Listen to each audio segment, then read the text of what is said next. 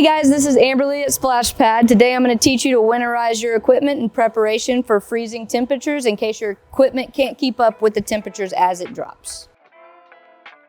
Step one, you're going to come out to your equipment panel. You're going to come right here to your breakers and you're simply going to flip those off to kill power to all of the equipment. Step two is going to be to pull the two plugs from your main pump, and to do that you simply just twist and you'll start hearing the water that's going to drain out of the system. And then when you pull the last plug, water will actually start coming out of the system.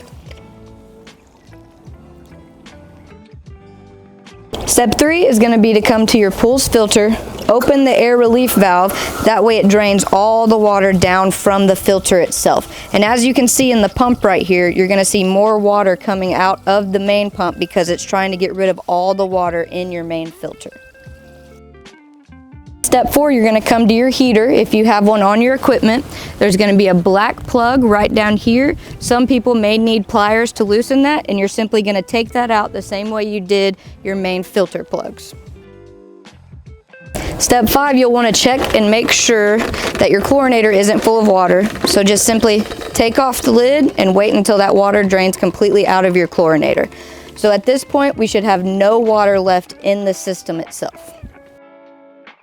And last but not least, you may also need pliers for this part too.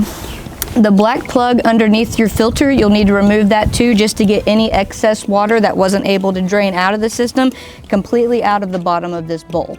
Once all of the water is drained out of your system, you want to take all the plugs that you took from all of the equipment, go ahead and take off your main pump lid. You're going to take all of your plugs and throw them in that basket so that we don't lose them.